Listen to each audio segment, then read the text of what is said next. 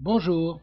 Les rébellions patriotes de 1837-1838 avaient été précédées par un long et constant combat politique mené par les députés du Parti patriote mené par Louis-Joseph Papineau pour la démocratie et l'autonomie politique du Bas-Canada face à la Grande-Bretagne. Mais bientôt, les tensions croissantes mènent au soulèvement armé de quelques milliers de patriotes dans la région de Montréal. Ils affrontent alors la puissante armée anglaise et des milices de volontaires, lors d'une vingtaine de batailles et d'escarmouches. On distingue donc les militants politiques, ceux qui sont essentiellement actifs avant 1837. Ils participent à des assemblées publiques, à des réunions ou signent simplement une pétition. Par ailleurs, on pense aux patriotes combattants, ceux actifs durant le soulèvement, qui participent à des batailles en 37-38.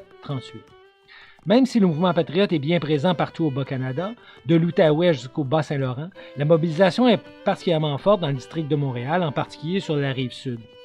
Certains comtés se démarquent par leur militantisme et leur activisme politique.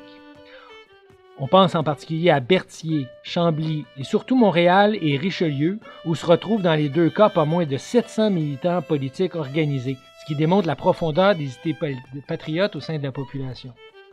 D'autres comtés, plus au sud, fourniront davantage des combattants armés qui participent peu à la phase politique, mais particulièrement actifs durant la phase militaire.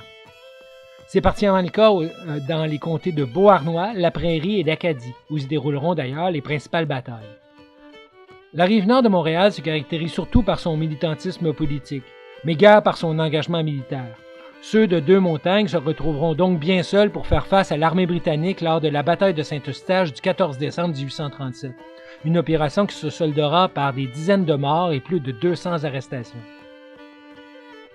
D'ailleurs, les principales batailles correspondent aux endroits où on fera le plus de prisonniers, à Saint-Eustache dans Deux-Montagnes, à Saint-Charles, à Sainte-Martine, à Châteauguay, à Beauharnois et à Napierville, Lacolle et Haudeltane dans le comté de l'Acadie.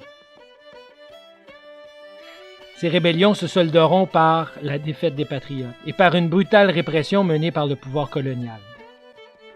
Merci d'aimer et de partager si vous avez apprécié. Pour d'autres images du Québec et de son histoire, rendez-vous à infographie.québec, pas d'accent.